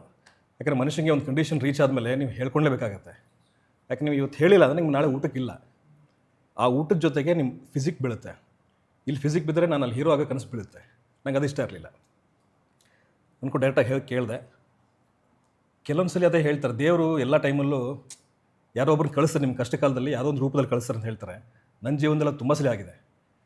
ತುಂಬ ಕಷ್ಟ ಅಂದಾಗ ಯಾವುದೋ ಒಂದು ರೂಪದಲ್ಲಿ ಯಾರೋ ಮನುಷ್ಯನ ರೂಪದಲ್ಲಿ ಬಂದು ನನಗೆ ಏನು ಬೇಕು ಆ ಟೈಮ್ಗೆ ಮಾಡಿಬಿಟ್ಟು ಹೋಗ್ಬಿಟ್ಟಿರ್ತಾರೆ ಅವರು. ಅವ್ರು ಹೇಳಿದೆ, ಅವರು ಹಿಂಗೆ ನೋಡಿದ್ರು, ನಾಳೆ ಬಾ ಹೇಳ್ತೀನಿ ಅಂತ ಹೇಳಿದ್ರು. ನಾಳೆ ಮತ್ತೆ ಹೋದೆ, ಮತ್ತೆ ಅದೇ ಪ್ರಶ್ನೆ ಮಾಡಿದೆ. ನನ್ನ ಹತ್ರ ಇನ್ನೊಂದು ಫ್ಲಾಸ್ಕ್ ಇದೆ, ಕೊಡ್ತೀನಿ, 40% ನಿನಗೆ 60% ನನಗೆ ಅಂತ ಹೇಳಿದ್ರು. ಸರಿ ಆಯಿತು. ನೆಕ್ಸ್ಟ್ ತಂದು ಕೊಟ್ಟರು. ನಾನು ಅಷ್ಟೊಂದು ಲೊಕೇಶನ್ ನೋಡ್ಕೊಂಬಂದಿದ್ದೆ. ಏರ್ಪೋರ್ಟ್ ರೋಡಲ್ಲಿ ಅಲ್ಲಿ ಜಾಸ್ತಿ ಇರ್ತಾರೆ ಅಂತ ಗೊತ್ತು. ಯಾಕಂದ್ರೆ ನಾನು ನನ್ನ ಫ್ರೆಂಡ್ಸ್ ಜೊತೆಗೆ ಮುಂಚೆ ಏರ್ಪೋರ್ಟ್ ರೋಡಲ್ಲಿ ಟೈಮ್ ಪಾಸ್ ಹೋಗ್ತಾ ಇದ್ದೆ. ಇವಾಗ ಕೆಲ್ಸಕ್ಕೆ ಹೋಗ್ಬೇಕು. ನಾನು ಅದೇ ರೂಟಲ್ಲಿ ಸುಮ್ಮನೆ ಟೈಮ್ ಪಾಸ್ಗೆ ಅಂತ ಫ್ರೆಂಡ್ಸ್ ಎಲ್ಲ ಹೋಗ್ತಿದ್ವಿ. ನೈಟ್ ಔಟ್ ಮಾಡೋಣ ಅಂದ್ಕೊಂಡು ಟೀ ಕಾಫಿ ಕುಡಿಯೋಕೆ ಹೋಗ್ತಾ ಇದ್ವಿ. ಏರ್ಪೋರ್ಟಿಗೆ ಹೋಗ್ಬಿಟ್ಟು ಕಾಫಿ ಕುಡ್ಕೊಂಡು ಬರ್ತಾ ಇದ್ವಿ. ಹಿಂಗೆಲ್ಲ ಮಾಡ್ತಾಯಿದ್ವಿ ಅವಾಗ. ಸೊ ಅದು ನನಗೆ ಗೊತ್ತಿತ್ತು ಅಲ್ಲಿ ಜನ ಜಾಸ್ತಿ ಓಡಾಡ್ತಾರೆ ಅಂತ. ಒಂದು ಪ್ಲೇಸ್ ನೋಡ್ಕೊಂಡಿದ್ದೆ, ಅಲ್ಲಿ ಹೋದೆ, ಅಲ್ಲಿ ಹಾಕಿದೆ. ಫಸ್ಟ್ ಡೇ ಅಷ್ಟು ದಿವಸ ನೈಟ್ ಔಟ್ ಹೋಗ್ತಿದ್ದಾಗ ಇದ್ದಿದ್ದು ಫೀಲಿಂಗೇ ಬೇರೆ. ಟೀ ಎಲ್ಲ ಬ್ಯಾಗ್ ಇಟ್ಕೊಂಡು ಗಾಡೀಲಿ ಹೋಗ್ಬೇಕಾದ್ರೆ ಇದ್ದಿದ್ದು ಫೀಲಿಂಗೇ ಬೇರೆ. ನಾನು ಕಂಟ್ರೋಲ್ ಮಾಡ್ಕೊಂಡ್ರು ಅದು ಕಣ್ಣೀರು ಹಿಂಗೆ ಹೋಗ್ತಾ ಇತ್ತು. ಹಿಂಗೆ ಅದು ಅಂದರೆ ಅದು ಏನಕ್ಕೂ ಗೊತ್ತಾಗಲಿಲ್ಲ ನನಗೆ. ಅದು ಇದುವರೆಗೂ ಪ್ರಶ್ನೆ ಇದೆ, ನಾನು ಯಾಕೆ ಕತ್ತೆ ಅಂತಲೇ ಗೊತ್ತಿಲ್ಲ ನನಗೆ. ಮುಜುಗರದಲ್ಲ ಅದು, ಕಂಟ್ರೋಲ್ ಮಾಡ್ತಾಯಿದ್ದೀನಿ. ಅದು ಅಳು ಹಿಂಗೆ ನೀರು ಕಣ್ಣೀರು ಹೋಗ್ತಾನೆ ಇದೆ ಹಿಂಗೆ. ಅದು ಸರಿ ಅಂದ್ಕೊಂಡು ಹೋದೆ. ಅವತ್ತು ಫಸ್ಟ್ ಡೇ ನಿಂತ್ಕೊಂಡೆ. ಅವತ್ತಿನ ಫಸ್ಟ್ ಡೇ 70-80 ರೂಪಾಯಿ ಕಲೆಕ್ಷನ್ ಆಗಿದ್ದು ಅಷ್ಟೇ ಆಗಿದೆ. ಯಾಕಂದ್ರೆ ಹೊಸದಾಗಲ್ಲಿ ಹಾಕಿದ್ದು ನಾನು ಯಾರಿಗೂ ಗೊತ್ತಿರಲಿಲ್ಲ. ಸೊ ಫಸ್ಟ್ ಡೇ ಆಯಿತು. ಸೆಕೆಂಡಿಗೆ ಪಿಕಪ್ ಆಯಿತು. ವೀಕೆಂಡಲ್ಲಿ ತುಂಬ ಚೆನ್ನಾಗಿ ಹೋಗ್ತಾಯಿತ್ತು. ಒಂದಿಷ್ಟು ತಿಂಗಳು ಇದೆಲ್ಲ ಆಯಿತು. ದುಡ್ಡು ಬಂತು. ಅವ್ರಿಗೆ ಒಂದಿಷ್ಟು ಕೊಡ್ತಾಯಿದ್ದೆ, ನಾನು ಒಂದಿಷ್ಟು ಕೊಡ್ತಾಯಿದ್ದೆ. ಇಟ್ಕೊಂಡು ಒಂದಿಷ್ಟು ತಿಂಗಳು ಜೀವನ ತಳ್ತಾಯಿದ್ದೆ. ಅದಾದ ನಂತರ ಮತ್ತೆ ಸಿನಿಮಾಗಳು ಬಂತು, ಮತ್ತೆ ಸೀರಿಯಲ್ ಬಂತು, ಪಿಕಪ್ ತೊಗೊಂತು. ಬಟ್ ಎಸ್, ಕಂಡೀಷನ್ ಟೈಟ್ ಆಗುತ್ತೆ, ವರ್ಸ್ಟ್ ಆಗುತ್ತೆ. ಕನಸು ಸ್ಟ್ರಾಂಗ್ ಆಗಿದ್ದಾಗ ಇದ್ಯಾವುದೂ ನಿಮ್ಗೆ ಮ್ಯಾಟ್ರ್ ಆಗಲ್ಲ ಅಷ್ಟೇ. ಒಂದಷ್ಟು ಏಳು ಬೀಳು, ಕಣ್ಣೀರು, ಡಿಪ್ರೆಷನ್, ಆಚೆ ಬರೋದು ಕಷ್ಟ ಆಗುತ್ತೆ. ಸರ್, ಈಗ ಸರ್ದ ಒಂದಷ್ಟು ಕನಸುಗಳಿತ್ತು, ಸ್ಟ್ರಾಂಗ್ ಮಾಡ್ಕೊಂಡು ಏನೇನು ಮಾಡಿದೆ ಅಂತ ಹೇಳಿದ್ರು. ಅಸಿಸ್ಟೆಂಟ್ ಡೈರೆಕ್ಟ್ರು ಅಂತ ಅಂದಾಗ ಕೆಲವೊಮ್ಮೆ ದಿನದ ದುಡ್ಡು ಸಿಗಲ್ಲ, ಅದು ಇದು ಎಲ್ಲ ಕೇಳಿದ್ದೀನಿ. ನೀವು ಆ ಥರ ಸೌದ್ ಬಂದಿದ್ದೇನ? ಸುಮಾರು ಇದೆ ಅಂತೀರಾ? ಇಡೀ ಸಿನಿಮಾ ಕೆಲಸ ಮಾಡಿದ್ರೆ ದುಡ್ಡು ಸಿಕ್ಕಿರಲಿಲ್ಲ. ಅಂದರೆ ನಾನು ಒಂದು ಅರ್ಥ ಮಾಡ್ಕೊಂಡಿದ್ದೆ. ಅಂದರೆ ನಾನು ಇಂಡಸ್ಟ್ರಿಗೆ ಬರೋಕ್ಕೆ ಮುಂಚೆ ನನ್ನ ಪರ್ಸ್ನಲ್ ಒಂದಿಷ್ಟು ಸಾಲಗಳು, ನನ್ನ ಫ್ಯಾಮಿಲಿದು ಈ ಸಮಸ್ಯೆಗಳೆಲ್ಲ ಇತ್ತು. ಸೊ ಆವಾಗ ನಾನು ಬರೋಕ್ಕಾಗಲಿಲ್ಲ ಇಂಡಸ್ಟ್ರಿಗೆ. ಯಾವಾಗ ನಾನು ಬರಬೇಕು ಅಂದ್ಕೊಂಡೆ ಅದನ್ನೆಲ್ಲ ನಾನು ಮುಗಿಸ್ಕೊಂಡೇ ಬರಬೇಕಾಗಿತ್ತು. ಸೊ ಅದನ್ನೊಂದಿಷ್ಟನ್ನು ಕ್ಲಿಯರ್ ಮಾಡಿಕೊಂಡು ನನ್ನ ತಾಯಿನೇ ಬ್ಯಾಕ್ ಸಪೋರ್ಟ್ ಇರೋದು. ಸೊ ನನ್ನ ತಾಯಿ ಹತ್ರ ಇಲ್ಲ, ನಾನು ಇದಕ್ಕೆ ಹೋಗ್ತಾ ಇದ್ದೀನಿ, ಮಾಡ್ತಾಯಿದ್ದೀನಿ, ಸೊ ದಯವಿಟ್ಟು ಇನ್ನು ನನಗೆ ನೋಡ್ಕೊಳಕ್ಕೆ, ಅಂದರೆ ತಿಂಗಳು ಇಷ್ಟು ಕೊಡಬೇಕು, ಅದೆಲ್ಲ ನನ್ನ ಕೈಲಿ ತುಂಬ ಕಷ್ಟ ಆಗುತ್ತೆ ಅಂತ ಅದನ್ನು ಹೇಳಿದಾಗಲೇ, ಇಲ್ಲ ನೀನು ಮಾಡು, ನಾನು ಮೇಂಟೈನ್ ಮಾಡ್ತೀನಿ ಮನೆ ಕಡೆ ಅಂತ ಹೇಳ್ಬಿಟ್ಟು ಅಮ್ಮ ಹೇಳಿದ್ಮೇಲೆ ಆಮೇಲೆ ಬಂದಿದ್ದು ಕಂಪ್ಲೀಟಾಗಿ ಇದಕ್ಕೆ ಬಂದಮೇಲೆ ಇಲ್ಲಿ ನನಗೆ ಬೇಕಾಗಿದ್ದು ನನ್ನ ಊಟ ತಿಂಡಿ, ನಾನು ಇರೋಕ್ಕೆ ಏನು ಬೇಕಾಗಿತ್ತು. ಸೊ ಈ ಜರ್ನಿಲಿ ನನ್ನ ಫ್ರೆಂಡ್ ಒಬ್ಬ ಅಕ್ಷಯ್ ಅಂತ ನನ್ನ ಫ್ರೆಂಡ್ ಇದೆ. ಸೊ ಅವನು ಸಿಗ್ತಾನೆ, ನಾನು ಸೇರಿಕೊಂಡು ಟ್ರಾವೆಲ್ ಮಾಡೋಕ್ಕೆ ಸ್ಟಾರ್ಟ್ ಮಾಡ್ತೀವಿ. ಅವನಿಗೂ ಆ್ಯಕ್ಟಿಂಗ್ ಹುಚ್ಚು, ಸಿನಿಮಾದಲ್ಲಿ ಕೆಲಸ ಮಾಡೋ ಹುಚ್ಚು ಆ ಥರ. ಸೊ ನಾವು ಇಬ್ಬರು ಸೇರಿ ಒಂದು ರೂಮ್ ಹಾಕ್ಕೊಂಡು ಹಿಂಗೆ ಅವನೇ ಇನ್ವೆಸ್ಟ್ ಮಾಡಿದ್ದ ರೂಮ್ಗೆಲ್ಲ. ಸೊ ಅದು ಹಾಗೆ ಕಂಟಿನ್ಯೂ ಆಗ್ತಾಯಿತ್ತು. ಸೊ ಈಗ ಅದೇ ಆ ಟೈಮಲ್ಲಿ ಸಿನಿಮಾಗಳು ಕೆಲಸಗಳು ಸಿಗ್ತಿತ್ತು. ಅವ್ರು ಫಸ್ಟ್ ಹೇಳ್ಬಿಡ್ತಿದ್ರು, ಇದು ಚಾನ್ಸ್ ಸಿಗುತ್ತೆ ಬಟ್ ಪೇಮೆಂಟ್ ಇರಲ್ಲ ಅಂತ. ಅಂತ. ಸೊ ನಮಗೊಂದು ಹಸಿವಿತ್ತು, ಕೆಲಸ ಕಲಿಬೇಕು ಅಂತ. ಸೊ ಪರವಾಗಿಲ್ಲ ಅಂತ ಹೇಳ್ಬಿಟ್ಟು ಹೋಗ್ತಿದ್ವಿ. ಕನ್ವಿನ್ಸ್ ಕೊಡೋರು ಮಾತ್ರ, ಒಂದು 100 ರೂಪಾಯಿ 150 ರೂಪಾಯಿ ಕನ್ವಿನ್ಸ್ ಕೊಡೋರು. ಸೊ ಊಟ ತಿಂಡಿಗೆ ಟ್ರಾವೆಲ್ಗೆ ಏನು ಸಮಸ್ಯೆ ಆಗ್ತಿರ್ಲಿಲ್ಲ. ಕೆಲವೊಂದು ಸತಿ ಅದನ್ನು ಸಿಗ್ತಿರಲಿಲ್ಲ, ಅಂದರೆ ಕೆಲಸ ಇದ್ದಾಗ ಸಿಗ್ತಿತ್ತು. ಈಗ ಸೀರಿಯಲ್ ಹೇಗೆ ಅಂದರೆ ನಮಗೆ ಒಂದು ತಿಂಗಳಲ್ಲಿ 15 ದಿವಸ ಕೆಲಸ ಇರುತ್ತೆ, ಹೆಚ್ಚಂದರೆ 15 ದಿವಸ ಕೆಲಸ, ಇನ್ನು 15 ದಿವಸ ಖಾಲಿನೇ. ಸೊ ಈ 15 ದಿವಸದಲ್ಲಿ ಏನು ಕನ್ವಿನ್ಸ್ ಸಿಗುತ್ತೋ ಅದೇ ಇಡೀ ಮಂತ್ ಪೂರ್ತಿ ಅದರಿಂದನೇ ಏನು ಸರ್ವೈವ್ ಆಗಬೇಕು. ಸೊ ಆ ಥರದ್ದೆಲ್ಲ ಸಿಚುವೇಶನ್ಸ್ ಇತ್ತು. ಒಂದು ಸಿನಿಮಾ ಮಾಡಿದ್ದ, ಇಡೀ ಸಿನಿಮಾಗೆ ನನಗೆ 3,000 ರೂಪಾಯಿ ಪೇಮೆಂಟ್ ಸಿಕ್ಕಿತ್ತು. ಸೊ ಆ ಥರದ್ದೆಲ್ಲ ತುಂಬ ಸಮಸ್ಯೆಗಳಿದ್ದು. ಬಟ್ ನನಗೆ ಅದನ್ನು ಸಮಸ್ಯೆ ಅಂತ ಹೇಳ್ಕೊಳ್ಳೋಕ್ಕೆ ಇಲ್ಲ, ಅಂದರೆ ಇಟ್ಸ್ ಅ ಲರ್ನಿಂಗ್. ಅದರಿಂದನೂ ಒಂದಿಷ್ಟು ಏನು ಎಕ್ಸ್ಪೀರಿಯೆನ್ಸ್ ಸಿಕ್ತು, ಆ ಕಷ್ಟಗಳಿಂದನೂ ಒಂದಿಷ್ಟು ಎಕ್ಸ್ಪೀರಿಯೆನ್ಸ್ ಸಿಗುತ್ತಲ್ಲ, ಅದೆಲ್ಲ ಇವತ್ತು ನಾನು ಸಿನಿಮಾದಲ್ಲಿ ಯೂಸ್ ಮಾಡ್ಕೊಳ್ಳೋಕೆ ನನಗೆ ಈಸಿ ಆಯಿತು. ಅಂಡ್ ಇವಾಗ ನಾನು ಸ್ಟಾರ್ಟಿಂಗ್ ಲೀಡಲ್ಲೇ ಹೇಳ್ತಾ ಇದ್ದೆ ಕರಾವಳಿ ಭಾಗದ ಒಂದಷ್ಟು ಸಿನಿಮಾಗಳು ಎಷ್ಟು ಮಟ್ಟಿಗೆ ಮ್ಯಾಜಿಕ್ ಮಾಡ್ತಾ ಇದೆ ಅಂತ. ಸೊ ಕರಾವಳಿ ಭಾಗದ ಸಿನಿಮಾ ಅಂತ ಬಂದಾಗ ಇತ್ತೀಚಿನ ದಿನಗಳಲ್ಲಿ ಒಂದು ಜನರಲ್ ಅವ್ರಿಗೆ ಗೊತ್ತಿಲ್ಲದೆ ಒಂದಷ್ಟು ಎಕ್ಸ್ಪೆಕ್ಟೇಷನ್ ಜಾಸ್ತಿ ಆಗ್ಬಿಡುತ್ತೆ. ಸೊ ಅಲ್ಲಿನ ಒಂದು ನೇಟಿವಿಟಿ ಏನೋ ನಮಗೆ ತೋರಿಸ್ತಾ ಇದಾರೆ, ಈ ಸಿನಿಮಾದಲ್ಲಿ ಇನ್ನೊಂದೇನೋ ನೋಡ್ಬೋದಪ್ಪ ಅನ್ನೋ ಒಂದಷ್ಟು ಕಲ್ಪನೆ ಎಲ್ಲ ಇರುತ್ತೆ. ಅಂಡ್ ಒಂದಷ್ಟು ಗ್ಲಿಮ್ಸ್ಗಳು ಟ್ರೈಲರ್ ಅಲ್ಲಿ ಎಲ್ಲ ನೋಡಿದಾಗ ಒಂದು ಹುಲಿ ವೇಷ ಆಗಿರ್ಬೋದು, ಅಲ್ಲಿನ ಒಂದಷ್ಟು ಹಬ್ಬದ ಟೈಮಲ್ಲಿ ಏನೆಲ್ಲ ಆಗತ್ತೆ ಅನ್ನೋದೆಲ್ಲ ತೋರಿಸಿದೀರಾ. ಅಂಡ್ ಇದು ನೀವು ಅವಾಗಲೇ ಹೇಳಿದ್ರೆ ಒಂದು ಲೈನ್ ಬಂತು ಅಂತ. ಸೊ ಅಲ್ಲಿ ನಡೆಯುವಂತಹ ಒಂದಷ್ಟು ನೈಜ ಘಟನೆಗಳು, ಆಮೇಲೆ ಇಲ್ಲಿ ಯಾವ ರೀತಿಯಾಗಿ ತೋರಿಸಿದ್ದಾರೆ ಅಂತ. ಅಂದರೆ ನನಗೆ ಕತೆ ಸುದ್ದಿ ಹೇಳಿದಾಗ ಅದು ಕೂಡ ಮಾರ್ನಮಿ ಸುತ್ತ, ಅಂದರೆ ದಸರಾದ್ದು ಹುಲಿವೇಷದ ಸುತ್ತ ಅನ್ನೋ ಥರನೇ ಇತ್ತು ಕತೆ. ಬಟ್ ಅದರಲ್ಲಿ ಒಂದು ಲವ್ ಸ್ಟೋರಿ ಅನ್ನೋದು ಅದು ಬೇರೆ ಥರ ಬ್ಲೆಂಡ್ ಆಗಿತ್ತು. ಬಟ್ ಅದನ್ನು ನಾವು ತಂದು ಅಂದರೆ ಈಗ ಸಿನಿಮಾ ಮಾಡ್ತಾ ಇದ್ದೀವಿ ಅಂದ ತಕ್ಷಣ ಜನಕ್ಕೆ ಅದು ಹೇಗೆ ಕನೆಕ್ಟ್ ಆಗುತ್ತೆ ಅನ್ನೋದು ತುಂಬ ಮುಖ್ಯ. ಸೊ ಕಥೆಯಾಗಿ ಚೆನ್ನಾಗಿದೆ, ಬಟ್ ಸಿನಿಮಾಗೆ ಬದಲಾಗಬೇಕಾದ್ರೆ ಅದಕ್ಕೆ ಒಂದಿಷ್ಟು ಎಲಿಮೆಂಟ್ಸ್ಗಳು ಆ್ಯಡ್ ಆನ್ ಆಗಬೇಕಾಗುತ್ತೆ. ಸೊ ಅದನ್ನೆಲ್ಲ ನಾವು ಕೂತ್ಕೊಂಡು ನೆಕ್ಸ್ಟು ಸ್ಕ್ರೀನ್ ಪ್ಲೇ ಬಿಲ್ಡ್ ಮಾಡಬೇಕಾದ್ರೆ ಆವಾಗ ಅದು ಆ್ಯಡ್ ಆನ್ ಆಗಿತ್ತು. ಸೊ ಅಲ್ಲಿಯ ಹುಲಿವೇಷ, ಹೌದು, ಅಲ್ಲಿ ಹುಲಿವೇಷವನ್ನು ತೋರಿಸ್ತಾ ಇದ್ದೀವಿ, ಅಲ್ಲಿಯ ದಸರಾ ಅಂದರೆ ಮಾರ್ನಮಿ ಹಬ್ಬವನ್ನು ತೋರಿಸ್ತಾ ಇದ್ದೀವಿ. ಅದ್ರ ಜೊತೆಗೆ ಒಂದು ಒಳ್ಳೆಯ ಲವ್ ಸ್ಟೋರಿ ಇದೆ, ಒಂದಿಷ್ಟು ಡ್ರಾಮಾ ಇದೆ. ಟೋಟಲ್ ಕಥೆಯಾಗಿ ತುಂಬ ಚೆನ್ನಾಗಿದೆ. ಅದು ಕೇವಲ ಮಂಗಳೂರು ಭಾಗದವರಿಗೆ ಮಾತ್ರ ಕನೆಕ್ಟ್ ಆಗ್ತಿದೆ ಅಂತಲ್ಲ, ಅದು ನೀವು ಇಡೀ ಇಂಡಿಯಾದಲ್ಲಿ ಯಾರಿಗೆ ಬೇಕಾದ್ರೂ ಕನೆಕ್ಟ್ ಆಗ್ಬೋದು ಆ್ಯಸ್ ಅ ಸ್ಟೋರಿ. ಸೊ ಆ ಥರದ್ದೊಂದು ಕಥೆ ಇದೆ. ಸೊ ಎಲ್ರಿಗೂ ಖಂಡಿತ ಅದು ಇಷ್ಟ ಆಗುತ್ತೆ. ಓಕೆ, ಇನ್ನು ಋತ್ವಿಕ್ ಬಂದ್ಬಿಟ್ಟು ದಾವಣಗೆರೆ ಸೈಡ್ ಅವ್ರು, ನೀವು ಅಲ್ಲಿನ ಭಾಷೆ ಬೇರೆ, ಸೊ ಕರಾವಳಿ ಭಾಗದ ಭಾಷೆ ಬೇರೆ, ಅಂಡ್ ಸಂಪೂರ್ಣ ಸಿನಿಮಾ ಅದೇ ಸ್ಲ್ಯಾಂಗ್ ಅಲ್ಲಿ ಇರೋದ್ರಿಂದ ಏನಾದ್ರು ಸ್ವಲ್ಪ ಒಂಚೂರು ಏನಾದ್ರು ಆಯ್ತಾ, ಇಲ್ಲ ಕರೆಕ್ಟಾಗಿ ಫ್ಲೂಯೆಂಟ್ ಆಗಿ ಬಂದ್ಬಿಡುತ್ತಾ ಅಂತ? ಇಲ್ಲ, ಖಂಡಿತವಾಗ್ಲೂ ಭಾಷೆ ವ್ಯತ್ಯಾಸ ತುಂಬ ಇರುತ್ತೆ. ಬಟ್ ಪ್ಲಸ್ ಪಾಯಿಂಟ್ ಏನಂದ್ರೆ ಅದು ಕನ್ನಡ ತಾನೆ ಅಷ್ಟೇ. ನಾನೇನೋ ತಮಿಳು ಕಲ್ತು ಮಾತಾಡ್ಬೇಕಂದ್ರೆ ನಾನು ಯೋಚನೆ ಮಾಡ್ಬೇಕು, ಹೆಂಗೆ ಗುರು ಸಂಬಂಧವೇ ಇಲ್ಲಲ್ಲ ಅಂತ ಅನ್ಸುತ್ತೆ. ಕನ್ನಡ ಗೊತ್ತದು, ಆ್ಯಂಡ್ ನಾನು ತುಂಬ ಇಷ್ಟಪಡುವಂಥ ಒಂದು ಕನ್ನಡ. ಅದು ಎಷ್ಟು ಮುದ್ದ ಮಾತಾಡ್ತಾರೆ ಅವರು. ಈ ಚಂದನ ಟಿ ವಿಯಲ್ಲಿ ನ್ಯೂಸ್ ಓದ್ತಾರಲ್ಲ, ಹಂಗಿರುತ್ತದು ಸ್ಪಷ್ಟವಾಗಿ ಹವಾಮಾನ ವರದಿ ಹಿಂಗೆ ಇರುತ್ತೆ. ಇವ್ರು ಮಾತಾಡ್ಸಿ ನೀಟಾಗಿ ಇವ್ರು ಹಿಂಗೆ ಮಾತಾಡ್ತಾರೆ, ಆ ಥರ ಇರುತ್ತೆ. ಅದು ತುಂಬ ಖುಷಿ ನನಗೆ ಆ ಭಾಷೆ. ಸೊ ಕಲಿಯೋದಕ್ಕೆ ತುಂಬ ಈಸಿ ಆಯ್ತು ನನಗೆ ಗೊತ್ತಿದ್ದರಿಂದ. ಆಮೇಲೆ ನನಗೆ ಖುಷಿ ಇದ್ದಿದ್ದರಿಂದ ಬೇಗ ತೊಗೊಂಡೆ. ಆ್ಯಂಡ್ ನಮಗೆಲ್ಲ ವರ್ಕ್ಶಾಪ್ ಇತ್ತು, ಇವರು ವರ್ಕ್ಶಾಪ್ ಎಲ್ಲ ತೊಗೊಂಡ್ರು ನಮಗೆ. ಇವರು ವಿದ್ಯುತ್ ಸರ್ ಅಂತ ಒಬ್ಬರಿದ್ದರು. ಅವರು ನನಗೆ ಚೈತ್ರ ಅವ್ರಿಗೆ, ಇಡೀ ನಮ್ಮ ಟೀಮ್ಗೆಲ್ಲ ಪ್ರಾಪರಾಗಿ ಭಾಷೆ ಬಗ್ಗೆ ವರ್ಕ್ಶಾಪ್ ತೊಗೊಂಡ್ರು. ಅದೆಲ್ಲ ತುಂಬ ಅನುಕೂಲ ಆಯ್ತು ಸಿನಿಮಾಗೋಸ್ಕರ. ಓಕೆ, ಸ್ಟಾರ್ಟಿಂಗ್ ಒಂದು ಗ್ಲಿಮ್ಸ್ ಬಿಟ್ಟಿದ್ರಿ, ಅದೇನೋ ಒಂಥರ ಅಟ್ರಾಕ್ಟ್ ಅನ್ನಿಸ್ತು. ಬಿಕಾಸ್ ನಾಯಿ ಬರುತ್ತೆ, ಅದು ಊಟ ಮಾಡಬೇಕು ಅಂತಂದ್ರೆ ರಕ್ತ ಕೇಳುತ್ತೆ ಅನ್ನೋದೆಲ್ಲ ಒಂದಿತ್ತು. ಅವಾಗಲೇ ಏನೋ ಒಂದು ಇದೆ ಸಿನಿಮಾದಲ್ಲಿ ಅಂತ ಅನ್ಸಕ್ ಸ್ಟಾರ್ಟ್ ಆಗುತ್ತೆ. ಹೆಂಗೆ ಅದು, ಯಾವ ತರ ಅಂತ? ಯಾರಿಗಾದ್ರೂ ಮರ್ಡರ್ ಮಾಡಿದ್ರೆ ನಾಯಿ ಊಟ ಮಾಡೋದ? ಅಲ್ಲ, ನಿಮಗೆ ಇಂಟ್ರೆಸ್ಟಿಂಗ್ ಅನಿಸ್ತಾ ಅದು ಸಿನಿಮಾ ನೋಡಿ? ಗೊತ್ತು ಇದೇನೇ ಹೇಳ್ತಾರೆ ಅಂತ. ಅಂದ್ರೆ ಯಾವ ಇದ್ರಲ್ಲಿ ಬರುತ್ತೆ, ಯಾವ ಅರ್ಥದಲ್ಲಿ ಬರುತ್ತೆ ಅದು ಅಂತ? ಅದೇ ಅದು ತುಂಬ ಇಂಪಾರ್ಟೆಂಟ್ ಪಾರ್ಟ್ ಆ್ಯಕ್ಚುಲಿ. ಅದನ್ನು ನಾವು ಇಲ್ಲಿ ಹೇಳೋದು ಅಷ್ಟು ಸಮಂಜಸ ಅಲ್ಲ ಅಂತ.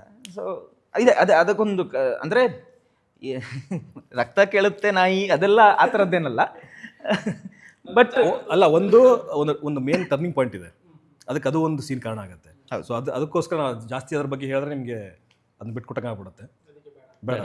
ಓಕೆ, ಇನ್ನೊಂದು ಕೇಳ್ತೀನಿ ಚೈತ್ರ ಆಚಾರ್ ಅವ್ರ ಬಗ್ಗೆ. ಸೊ ಚೈತ್ರ ಆಚಾರ್ ಅವರು ಸೆಲೆಕ್ಟ್ ಮಾಡುವಂಥ ಒಂದಷ್ಟು ಸಿನಿಮಾ ಇದೆಯಲ್ಲ, ತುಂಬಾ ಡಿಫ್ರೆಂಟ್ ಆಗಿರುತ್ತೆ. ಆಮೇಲೆ ಅವರ ಒಂದು ಕ್ಯಾರೆಕ್ಟರ್ ತುಂಬಾ ಚೆನ್ನಾಗಿರುತ್ತೆ, ಕನೆಕ್ಟ್ ಆಗುತ್ತೆ.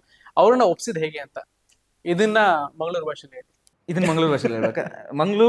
ಮಂಗಳೂರು ಭಾಷೆ ನನ್ನ ಮಧ್ಯೆ ನಂದು ಕುಂದಾಪುರ ಕನ್ನಡ ಬರ್ತದೆ. ನಮ್ಮ ಮಂಗಳೂರು ಕನ್ನಡಕ್ಕೂ ಕುಂದಾಪುರ ಕನ್ನಡಕ್ಕೂ ಒಂಚೂರು ವ್ಯತ್ಯಾಸ ಇದೆ.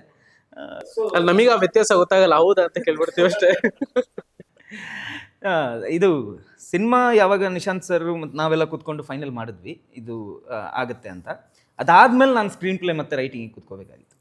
ಸೊ ಆವಾಗಲೇ ನನಗೊಂದು ಹೀರೋಯಿನ್ ಕ್ಯಾರೆಕ್ಟರ್ ಅಂತ ಬರ್ತಿಲ್ಲ. ಸಾರಿ, ನಾನು ಕಾನ್ಶಿಯಸ್ ಆಗಿ ಬೆಂಗಳೂರು ಕನ್ನಡನೇ ಮಾತಾಡ್ತಾ ಇದ್ದೇನೆ. ಆ್ಯಕ್ಚುಲಿ ಇಂಟರ್ವ್ಯೂಸ್ ಎಲ್ಲ ನಾವು ಪ್ಲಾನ್ ಮಾಡ್ಕೊಂಡಿದ್ವಲ್ಲ.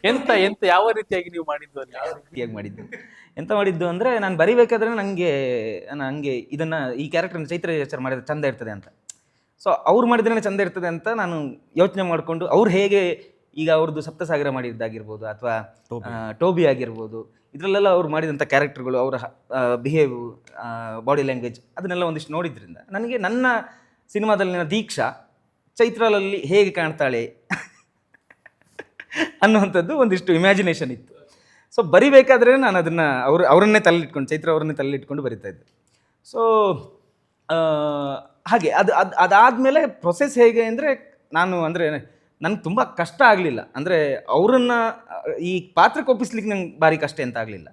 ಕಷ್ಟ ಆಗಿದ್ದಂದರೆ ಅವ್ರನ್ನ ಡೇಟ್ಸ್ಗಳನ್ನ ಹೊಂದಾಣಿಕೆ ಮಾಡೋದಷ್ಟೇ ಕಷ್ಟ ಆಗಿದ್ದು. ಕಥೆಯಾಗಿ ನಾನು ಅವ್ರನ್ನ ಈ ಥರ ಒಂದು ಕತೆ ಇದೆ ನಾನು ನಿಮ್ಗೆ ಹೇಳಬೇಕು ಅಂತ ಹೇಳಿದಾಗ ಫಸ್ಟ್ ಮೀಟಿಂಗಲ್ಲಿ ಕಥೆಯನ್ನು ಅವ್ರು ತುಂಬ ಇಷ್ಟಪಟ್ಟಿದ್ರು. As a story, as a character ಅವ್ರು ತುಂಬ ಇಷ್ಟ ಆಗಿತ್ತು. ಬಟ್ ಅವರು ಹೇಳಿದ್ದ ಸಮಸ್ಯೆ ಅಂದರೆ ನನಗೆ ಡೇಟ್ಸ್ದು ಸಮಸ್ಯೆ ಇದೆ ಅಂದರೆ, ಆ ಟೈಮಲ್ಲಿ ಅವ್ರು ಒಂದು ತಮಿಳು ಸಿನಿಮಾನೂ ಒಪ್ಕೊಂಡಿದ್ರು, ಕನ್ನಡದಲ್ಲೂ ನಡೀತಾ ಇತ್ತು. ಸೊ ಅದೊಂಚೂರು ಕ್ಲಾಶಸ್ ಆಗ್ಬೋದು, ಅದಕ್ಕೋಸ್ಕರ ನಂಗೆ ಮಾಡ್ಲಿಕ್ಕೆ ಆಗೋದಿಲ್ಲ ಅಂತ ಹೇಳ್ಬಿಟ್ರು. ನನಗೆ ಫುಲ್ಲು ಬೇಜಾರಾಗೋಯ್ತು. ಅಂದರೆ ನಾನು ಕಂಪ್ಲೀಟ್ ಇಮ್ಯಾಜಿನೇಷನ್ ಮಾಡ್ಕೊಂಡು ಬರ್ದಾಗಿದೆ ಅವರನ್ನೇ. ಈಗ ಇಲ್ಲಿ ಸಡನ್ನಾಗಿ ಹೊಸಬ್ರನ್ನ ಯಾರೋ ತರಬೇಕು ಅಂತ ನನಗೆ ಕಷ್ಟ ಆಗ್ತಾಯಿತ್ತು ತುಂಬ. ಸೊ ಆ ಥರ ಯೋಚನೆ ಮಾಡಬೇಕಾದ್ರೆ ಮತ್ತೆ ನಾನು ಅವ್ರಿಗೆ ಬಿಡ್ತಾ ಇರಲಿಲ್ಲ, ಪದೇ ಪದೇ ಮೆಸೇಜ್ ಮಾಡ್ತಾಯಿದ್ದೆ, ಚೈತ್ರ ಮೇಡಮ್ ಹೇಗೆ ಏನಂತ. ಅವರು ನೋಡೋಣ ರಿಷಿ, ಬಟ್ ಇದೇ ಈ ವಿಷಯ ಹೀಗಿದೆ ಅಂತ ಅವ್ರನ್ನ ಕನ್ವೆ ಮಾಡ್ತಾಯಿದ್ರು. ಒಂದಿಷ್ಟು ಸಮಯ ಆದಮೇಲೆ ನಾವು ಓಕೆ ನಮಗಿನ್ನು ಕಾಯ್ಲಿಕ್ಕೆ ಆಗೋದಿಲ್ಲಲ್ಲ, ಸ್ಟಾರ್ಟ್ ಮಾಡಲೇಬೇಕು ಅಂತ. ಆವಾಗ ಒಂದಿಷ್ಟು ಬೇರೆಯವರನ್ನೆಲ್ಲ ಆಪ್ಷನ್ಸ್ಗಳನ್ನ ಹುಡುಕಿದ್ವಿ, ಎಲ್ಲ ಆಯಿತು. ಎಲ್ಲ ಆದಮೇಲೆ ಅದು ನಂಗೆ ಏನು ಮಾಡಿದ್ರು ನನಗೆ ಆಗ್ತಾಯಿಲ್ಲ. ನನಗೆ ಇವರಾಗಲಿ ಅಥವಾ ಪ್ರೊಡಕ್ಷನ್ ಕಡೆಯಿಂದಾಗಲಿ ಒಂದು 100 ಆಪ್ಷನ್ ಬಂದಿತ್ತು. ಅದು ತುಂಬ ದೊಡ್ಡ ನಟರದ್ದೆಲ್ಲ ಕೊಟ್ಟಿದ್ರು, ನಟಿಯರದ್ದೆಲ್ಲ. ಬಟ್ ನನಗದು ಆಗ್ತಾ ಇರಲಿಲ್ಲ. ಈ ಕ್ಯಾರೆಕ್ಟರ್ನ ಬೇರೆಯವರು ಪ್ಲೇ ಮಾಡಿದ್ರೆ ಹೇಗೆ ಕಾಣಿಸ್ತದೆ ನನಗೆ ಗೊತ್ತಾಗ್ತಾ ಇತ್ತಲ್ಲ. ಸೊ ಒನ್ ಫೈನ್ ಡೇ ಹೊಸಬ್ರನ್ನ ಸೆಲೆಕ್ಟ್ ಮಾಡೋಣ ಅಂತ ಹೇಳ್ಬಿಟ್ಟು ಒಂದು ಪೋಸ್ಟರ್ ಮಾಡಿ, ನಮಗೆ ಈ ಥರ ನಟಿ ಬೇಕಾಗಿದ್ದಾರೆ ಅಂತ ಹೇಳ್ಬಿಟ್ಟು ಪೋಸ್ಟ್ ಮಾಡಿದ್ವಿ. ಆಡಿಷನ್ ಕಾಲ್ ಥರ ನೋಡಿದ್ರೆ ಚೈತ್ರ ಅವರು ಅದನ್ನು ಪೋಸ್ಟ್ ಮಾಡಿಬಿಟ್ಟಿದ್ದಾರೆ. ಸೊ ನನ್ನ ಲಿಸ್ಟಲ್ಲಿರೋರು ಯಾರಾದರೂ ಪಾಪ ಸಿಗಲಿ ಇವ್ರಿಗೆ ಅಂತ ಹೇಳ್ಬಿಟ್ಟು ಅವರು ಶೇರ್ ಮಾಡಿದ್ರು ಅದನ್ನು. ಸೊ ಅದಕ್ಕೊಂದಿಷ್ಟು ಆಪ್ಷನ್ಸ್ಗಳು ಬಂತು. ನಾನು ನೋಡ್ತಾ ಇದ್ದೆ, ಒಂದಿಷ್ಟು ಆಪ್ಷನ್ಸ್ಗಳನ್ನ ನೋಡಿ ಓಕೆ ಯಾರು ಅನ್ಬೇಕಾದ್ರೆ ಒಂದು ದಿವಸ ಕಾಲ್ ಮಾಡಿದ್ರು ಚೈತ್ರ ಮೇಡಮ್. ಕಾಲ್ ಮಾಡಿಬಿಟ್ಟು ರಿಷಿ ಇದು ಹೀರೋಯಿನ್ ಆಯಿತಾ ಅಂತ ಕೇಳಿದ್ರು. ಇಲ್ಲ ಮೇಡಮ್ ಇನ್ನೂ ಆಗಿಲ್ಲ ಅಂತ. ಹೌದಾ, ನೀವು ಇನ್ನೊಮ್ಮೆ ನನಗೆ ಕತೆ ಹೇಳ್ಬೋದಾ ಅಂತ ಕೇಳಿದ್ರು. ಹಾಂ ಮೇಡಮ್ ಹೇಳ್ತೇನೆ. ನನಗೆ ಖುಷಿಯಾಗೋಯ್ತು, ಇನ್ನೊಮ್ಮೆ ಕತೆಗಳು ಕೇಳ್ತಿದ್ದಾರೆ ಅಂದರೆ ಪಕ್ಕ ಏನೋ ಒಂದು ಆಗುತ್ತೆ ಅಂತ. ಮತ್ತೆ ಬಂದು ಅವ್ರಿಗೆ ಕತೆ ಹೇಳಿದೆ, ಮತ್ತು ಪುನಃ ಕಂಪ್ಲೀಟ್ ನರೇಷನ್ ಮಾಡಿದೆ. ಆವಾಗ ಅವರು ಪಕ್ಕ ಒಪ್ಕೊಂಡ್ರು. ಮತ್ತು ಆಮೇಲೆ ಹೇಳಿದ್ರು ನನಗೆ, ಆ್ಯಕ್ಚುಲಿ ನಾನು ಚರಣ್ ರಾಜ್ ಅವ್ರನ್ನ ಮೀಟ್ ಆಗಿದ್ದೆ ನಿನ್ನೆ. ಅವ್ರು ಹೇಳಿದ್ರು, ನೀವು ಮಾರ್ನಮಿ ಯಾಕೆ ಮಾಡಲ್ಲ ಅಂತ ಹೇಳಿದ್ರಿ, ಅಷ್ಟು ಚಂದ ಇತ್ತಲ್ಲ ಕತೆ ಮತ್ತು ಕ್ಯಾರೆಕ್ಟ್ರು, ಯಾಕೆ ಮಾಡಲ್ಲ ಅಂತ ಹೇಳಿದ್ರಿ. ಸೊ ಅವರಿಗೆ ಹೋದಲ್ಲೆಲ್ಲ ಇದು ಏನು ವಾಪಸ್ ನನ್ನ ಹತ್ರನೇ ಬರ್ತಾ ಇದೆ ಅಂತ. ಸೊ ಅದಕ್ಕೆ ಅವರು ಇಲ್ಲ ರಿಷಿ ನಾನು ಮಾಡ್ತೀನಿ ಇದನ್ನು ಅಂತಂದರು. ದೆನ್ ಇಟ್ ಮುಗೀತು. ಎಸ್ ಸಿನಿಮಾ ಬಗ್ಗೆ ಒಂದಷ್ಟು ಎಲಿಮೆಂಟ್ಸ್ ನೋಡಿದಾಗ ತುಂಬಾ ಇಂಟ್ರೆಸ್ಟಿಂಗ್ ಆಗಿದೆ ಅಂತ ಕೂಡ ಅನಿಸ್ತಾ ಇತ್ತು. ಅಂಡ್ ಈಗ ಬಂದಾಗ ಈಗ ನಿಮ್ಮ ಭಾಗದ ಒಂದಷ್ಟು ಡೈರೆಕ್ಟರ್ಗಳಂತ ಬಂದಾಗ ಅಲ್ಲಿನ ಕತೆಗಳೇ ತೋರಿಸ್ಬೇಕು ಅನ್ನೋದು ಒಂದು ಹುಮ್ಮಸ್ ಇರುತ್ತೆ ನಿಮಗೆ? ಅಂದರೆ ಈಗ ಹೇಗೆ ಹೇಳ್ತೀವಿ ಅಂದರೆ ನನಗೆ ಗೊತ್ತಿರೋದು ಅಲ್ವಾ ಇದು, ಅಂದರೆ ನಂಗೆ ಗೊತ್ತಿಲ್ಲದೆ ಇರೋದು. ಈಗ ನಂಗೆ ಅದು ಈಸಿಯಾಗಿ ಮಾಡ್ಬೋದು ನಮಗೆ ಗೊತ್ತಿರುವಂಥ. ಸೊ ಒಂದು ವಿಷಯನ ಹೇಳ್ತಾ ಇದ್ದೀವಿ, ಒಂದು ಕಥೆನ ಹೇಳ್ತಾ ಇದ್ದೀವಿ ಅಂದರೆ ಅದ್ರ ಬಗ್ಗೆ ನಮಗೆಷ್ಟು ತಿಳುವಳಿಕೆ ಇದೆ ಅನ್ನೋದು ತುಂಬ ಇಂಪಾರ್ಟೆಂಟ್ ಆಗುತ್ತೆ. ಅದ್ರ ಬಗ್ಗೆ ನಾವು ಒಂದು ಪ್ರಾಪರ್ ರಿಸರ್ಚ್ ಇಲ್ಲದೆ ಅದನ್ನು ನಾವು ಹೇಳಿಕೊಟ್ರೆ ಅದು ಎಡವಟ್ಟಾಗುತ್ತೆ. ಸೊ ನನಗೆ ಈ ಕಥೆಯನ್ನು ಶುದ್ಧಿ ಹೇಳಿದಾಗ ನನಗೂ ಹುಲಿವೇಷ ಅಂದರೆ ನಮ್ಮ ಕುಂದಾಪುರ ಭಾಗದಲ್ಲಿ ಹುಲಿವೇಷ ಸ್ವಲ್ಪ ಡಿಫ್ರೆಂಟ್ ಆಗಿರುತ್ತೆ, ಉಡುಪಿಯಲ್ಲಿ ಡಿಫ್ರೆಂಟ್ ಆಗಿರುತ್ತೆ, ಮಂಗಳೂರಲ್ಲಿ ಡಿಫ್ರೆಂಟ್ ಆಗಿರುತ್ತೆ. ಸೊ ನನಗೆ ಕನೆಕ್ಟ್ ಆಗಿದ್ದು ಅಂದರೆ ಒಂದು ಹುಲಿವೇಷ ಅನ್ನೋ ಪಾಯಿಂಟ್ ನಮ್ಮ ಮಂಗಳೂರಲ್ಲಿ ಎಷ್ಟು ಇದಿದೆ. ನಾನು ಒಂದು 2 ವರ್ಷ ಮಂಗಳೂರಲ್ಲಿ ಕೆಲಸ ಮಾಡಿದ್ದೆ. ಸೊ ನಂಗೆ ಗೊತ್ತಿತ್ತು ಅಲ್ಲಿ ಎಷ್ಟು ಇಂಪಾರ್ಟೆನ್ಸ್ ಇದೆ, ಅದಕ್ಕೆ ಏನು ಎತ್ತ ಅಂತ. ಸೊ ಅದರ ಹಿಂದೆ ಹೇಗಿತ್ತು ಅಂತ ಒಂದಿಷ್ಟು ರಿಸರ್ಚ್ಗಳಲ್ಲಿ ಹೋದಾಗ ತುಂಬ ಇಂಟ್ರೆಸ್ಟಿಂಗ್ ಫ್ಯಾಕ್ಟರ್ ಅದು. ಇವಾಗ ಇರುವ ಹುಲಿವೇಷಕ್ಕೂ ಆವಾಗ ಒಂದು 90s ಟೈಮಲ್ಲಿರುವ ಹುಲಿವೇಷಕ್ಕೂ ಅಜಗಜಾಂತರ ವ್ಯತ್ಯಾಸ ಇದೆ. ಸೊ ಅದನ್ನೆಲ್ಲ ಯೋಚನೆ ಮಾಡಿದಾಗ ಓಕೆ ಇದನ್ನು ಹೇಳಿದ್ರೆ ಕಥೆಯಾಗಿ ಇದು ಖಂಡಿತ ಜನಕ್ಕೆ ಕನೆಕ್ಟ್ ಆಗುತ್ತೆ ಅನ್ನುವಂಥದ್ದು ಅನಿಸ್ತು. ಸೊ ಅದನ್ನು ಬಿಟ್ಟರೆ ಹುಲಿವೇಷ ಮತ್ತು ಈ ಮಾರ್ನಮಿಯನ್ನು ಬಿಟ್ಟರೆ ನಮ್ಮ ಊರಿಂದು ಒಂದು ಕಲರ್ ಟೋನೇ ಬೇರೆ. ನೀವು ಬೆಂಗಳೂರಲ್ಲಿ ಹಿಂಗೆ ಕ್ಯಾಮ್ರಾ ಇಟ್ಟು ಮಂಗಳೂರಲ್ಲಿ ಇಟ್ಟರೆ ಇದೇನಿದು ಆಟೋಮೆಟಿಕ್ ಡಿಫ್ರೆನ್ಸ್ ಗೊತ್ತಾಗ್ಬಿಡುತ್ತೆ ನಿಮ್ಗೆ ಅಲ್ಲೇ. ಸೊ ಆ ಭಾಗದ ಕಥೆಯನ್ನು ಹೇಳಬೇಕಂದ್ರೆ ಪಕ್ಕ ನಾವು ಯಾವಾಗಲೂ ಒಂದು ಎಕ್ಸ್ಟ್ರಾ ಜೋಶ್ ನಮ್ಮಲ್ಲಿ ಬಂದ್ಬಿಡುತ್ತೆ. ಸರ್ ಈಗ ನೀವು ಒಂದಷ್ಟು ಏಳು ಬೀಳು ಎಲ್ಲ ಕೂಡ ಹೇಳ್ತಾ ಇದ್ರಿ, ಅಂಡ್ ನಾನು ಕೂಡ ಹೇಳ್ದೆ ರೀಲಾಂಚ್ ಅಂತ. ಈ ಸಿನಿಮಾ ಎಷ್ಟು ಇಂಪಾರ್ಟೆಂಟ್ ಆಗುತ್ತೆ ನಿಮಗೆ? ನೀವು ರೀಲಾಂಚ್ ಅಂತ ಹೇಳಿದ್ರಲ್ಲ, ಅದೊಂದು ವರ್ಡ್ ಸಾಕು ಎಷ್ಟು ಇಂಪಾರ್ಟೆಂಟ್ ಅಂತ ಹೇಳೋದಕ್ಕೆ. ಅಂದರೆ ಇದು ನನ್ನ ಒಬ್ಬನ ಕನಸಲ್ಲ, ಇದು ನಮ್ಮ ಇಡೀ ಈಗ ಶೆಟ್ರ್ ಆಗಿರ್ಬೋದು, ನಮ್ಮ ಪ್ರೊಡ್ಯೂಸರ್ ಆಗಿರ್ಬೋದು, ನಿಶಾಂತ್ ಸರ್ ಆಗಿರ್ಬೋದು, ಎಲ್ರಿಗೂ ಒಂದು ದೊಡ್ಡ ಕನಸಿದೆ ಇದ್ರ ಬಗ್ಗೆ. ಆಮೇಲೆ ಇವನ್ ಕ್ಯಾಮ್ರಾಮನ್ ಶಿವಸೇನಾ ಅವ್ರು ಈ ಪ್ಯಾಟರ್ನ್ ಸಿನಿಮಾಗಳು ಮಾಡಿಲ್ಲ. ಸಲಗ ಭೀಮಾ ಅವ್ರ ಪ್ಯಾಟರ್ನೇ ಬೇರೆ ಇತ್ತು. ಇದರಲ್ಲಿ ನಿಮಗೆ ಅನಿಸೋದೇ ಇಲ್ಲ ಇದು ಶಿವಸೇನಾ ಅವ್ರು ಮಾಡಿರೋ ಕ್ಯಾಮ್ರಾ ವರ್ಕು ಅಂತ. ಲೈಟಿಂಗ್ ಆಗಿರ್ಬೋದು ಅದ್ಭುತವಾಗಿ ಮಾಡಿದ್ದಾರೆ. ಸೊ ಪ್ರತಿಯೊಬ್ಬರಿಗೂ ಈ ಸಿನಿಮಾ ಗೆಲ್ಲೋದು ತುಂಬ ಇಂಪಾರ್ಟೆಂಟ್ ಇದೆ. ಆ್ಯಂಡ್ ಜವಾಬ್ದಾರಿಗಳು ಜಾಸ್ತಿ ಇದೆ ಎಲ್ರಿಗೂ, ಅವ್ರ ಡಿಪಾರ್ಟ್ಮೆಂಟ್ ಜವಾಬ್ದಾರಿ ಜಾಸ್ತಿ ಇದೆ. ನನಗೆ ಇದು ರೀಲಾಂಚ್ ಹೌದು, ಗೆದ್ದರೆ ತುಂಬ ಬಾಗಿಲುಗಳು ಓಪನ್ ಆಗುತ್ತೆ. ಹೌದು, ಮಾರ್ನಮಿನ ಆ ಲೆವೆಲ್ ಮಾರ್ನಮಿ ಮಾಡ್ಬೋದು. ಬಿದ್ದರೆ ಮತ್ತೆ ಅದೇ ಇರುತ್ತೆ, ಸ್ಟ್ರಗಲ್ ಇದ್ದೇ ಇರುತ್ತೆ, ಇನ್ನು ವಾಪಸ್ಸಂತೂ ಯಾರು ಹೋಗಲ್ಲ. ಮತ್ತೆ ನಾವು ಅದನ್ನೇ ಇವಾಗೇನು ಮಾಡಿದ್ವಿ ಮಾರ್ನಮಿಗೋಸ್ಕರ ಮತ್ತೆ ಸರ್ಚ್ ಮಾಡ್ತೀವಿ, ಮತ್ತೆ ಕತ್ತೆ ಹುಡುಕ್ತೀವಿ, ಮತ್ತೆ ಟೀಮ್ ಕಟ್ತೀವಿ, ಮತ್ತೊಂದು ಸಿನಿಮಾ ಮಾಡ್ತೀವಿ. ಬಟ್ ಗೆಲುವು ಬೇಕು, ಖಂಡಿತ ಬೇಕು.